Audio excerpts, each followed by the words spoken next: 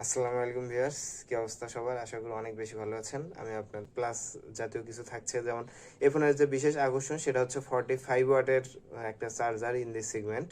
কারণ এই সেগমেন্টের মধ্যে অন্য কোনো ফোন আপনাকে 45 ওয়াটের চার্জারের সাপোর্ট অফার করছে না, যেটা একমাত্র আইটেলই করছে। এবং আপনারা জানেন যে আইটেল স্বল্প বাজেটের মধ্যে বেশ ভালো কিছু স্পেসিফিকেশনস আমাদের অফার করে, বেশ কিছু ইউনিক স্পেসিফিক কনজিউমারদের মধ্যে কিন্তু বেশ ভালো ইফেক্ট ফেলে এবং বেশ ভালো সারা জায়গাতে সক্ষম হয়। তার ওই ধারাবাহিকতায় তারা কিন্তু বেশ কিছু ইউনিক ফোন লঞ্চ করছে। যেমন কিছুদিন আগে তারা লঞ্চ করেছিল S23 প্লাস, যেটা হচ্ছে 18,000 টাকা বাজেটের মধ্যে একটা কার্ভ ডিসপ্লে দিচ্ছিল, অ্যামোলেড কার্ভ ডিসপ্লে, যেটা কল্পনাও করা যায় না। অনেক 25-30 হাজার টাকার ফোনেও যেটা ছিল না, সেটা তারা 18,000 টাকার মধ্যেই দিতে পেরেছিল। এবং সেই সাথে কিন্তু ওই ফোনের মধ্যে একটা আন্ডার ডিসপ্লে ফিঙ্গারপ্রিন্ট সেন্সরও দিয়েছিল। তো এর ধারাবাহিকতায় তারা এবার একটা চার্জারের বেশি সাপোর্টের চার্জার দেওয়া একটা ফোন নিয়ে আসলো, সেটা হচ্ছে আইটেল P45 প্লাস।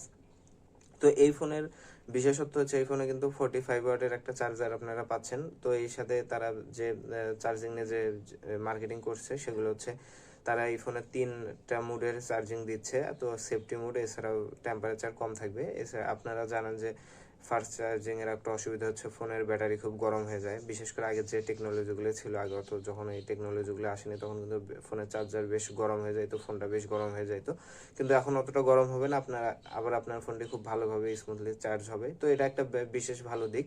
এছাড়াও ফোনের স্পেসিফিকেশনসে আমরা যদি যাই, প্রথমে আমরা যদি ডিসপ্লে সেকশনে আসি, তাহলে এটা অন্যান্য এন্টি বাজেট ফোনের মতোই রয়েছে একটা HD+90 হার্জের রিফ্রেশ রেটের ডিসপ্লে। তো এই ফোনেও তার ব্যতিক্রম হচ্ছে না, এখানেও সেই 90 হার্জের একটা 5 হোল ডিসপ্লে থাকতেছে। তো ফোনটা অন্যান্য যে বাজেটের ডিসপ্লে আছে ওগুলোর মতোই অ্যাভারেজ কোয়ালিটির একটা ডিসপ্লে। তো একটা ভালো দিক যেটা হচ্ছে আপনি একটা 90 হার্জের রিফ্রেশ রেট পাচ্ছেন, তাই স্ক্রোলিং বা কোনো কিছু ওপেনিং ক্লোজিং এ একটা সুন্দর একটা স্মুথ একটা মোশন পাবেন। তো এটা একটা ভালো দিক। তো এই ফোনে এরপরে আপনারা যদি আসি ফোনের ব্যাকপ্যাডে, তো ব্যাকপ্যাডে অন্যান্য ফোনের মতোই প্লাস্টিক ইউজ করা হয়েছে। তো ডান পাশে রয়েছে ভলিউম লকার এবং সেই সাথে ফিঙ্গারপ্রিন্ট সেন্সর রয়েছে পাওয়ার বাটনে ইমপ্লিমেন্ট করা। তো বাটন অ্যান্ড পোর্টসের মধ্যে আপনার নিচে দেখতে পাচ্ছি যে ইউএসবি টাইপ সি পোর্ট রয়েছে, সেই সাথে প্রাইমারি মাইক্রোফোন, এবং উপরে কিন্তু একদম ফাঁকা থাকছে। তো রাইট সাইডেও কিন্তু ফোনটার ফাঁকা থাকছে, তো বা সাইডে ফোনটার থাকছে ফিঙ্গারপ্রিন্ট, সেই সাথে ভলিউম লকার, এই ছিল। তো এটার মধ্যে একটা লেদার ফিনিশ তারা দেওয়ার চেষ্টা করেছে, যেটা হচ্ছে একটা প্রিমিয়াম ফোনের আপনার একটা বাজেট ফোনের মধ্যে একটা প্রিমিয়াম একটা ফিল দেবে। তো এটা কিন্তু বেশ সুন্দর এবং সেই সাথে কিন্তু বেশ ফোনটা দেখতেও কিন্তু বেশ ইউনিক। এটাকে দেখে মোটেও একটা বাজেট ফোন মনে হচ্ছে না, ডিজাইন কিন্তু মারাত্মক। যদিও ভেতরে প্রসেসরে তারা কাটছাট করেছে, কারণ এই ফোন এখন যদি আসি প্রসেসরে, তো প্রসেসরে তারা দিয়েছে ইউনিএসএসসি T606 একটা প্রসেসর, যেটা এখন বেশ পুরাতন হয়ে গিয়েছে। এটা আসলে নর্মাল ইউজের জন্য ঠিকঠাক আছে, কিন্তু যখন বাজেট 14,000 তখন আসলে একটু মেনে নিতে কষ্ট হয় এই প্রসেসরটাকে। তো এখানে তারা যদি T616 ইউজ করতো, 2 GHz এর প্রসেসরটা ছিল, ও তাহলে কিন্তু বেশ একটা ভালো হইতো। তো এছাড়াও আমরা যদি এটাকে বিবেচনা করি, এটার মধ্যে ইন্টারনাল মেমোরি পাচ্ছেন আপনার 8/256। তারা বলতেছে যে এখানে 16 জিবি 8 জিবি আপনারা ভার্চুয়াল র্যাম অ্যাড করতে পারবেন। তো এটা হচ্ছে 8/256 একটা ভেরিয়েন্ট।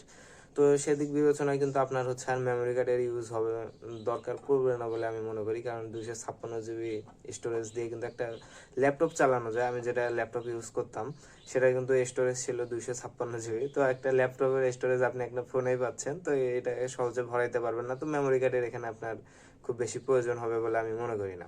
তো এরপরে আসে যদি ফোনটির ক্যামেরায়, তো ক্যামেরা সেগমেন্টে তারা অন্যান্য তাদের S23 প্লাস S23-র মধ্যে 50 মেগাপিক্সেল ক্যামেরা একটা ইউজ করেছে, যেটা হচ্ছে 1.7 অ্যাপারচারের একটা লেন্স ইউজ করেছে, যেটা এখন সেই 50 মেগাপিক্সেল সেগমেন্টের যেটা জাতীয় সেন্সর, যেটা এন্ট্রি লেভেল বাজেট ফোনে সবাই ইউজ করছে, সেটাও তারা ইউজ করছে।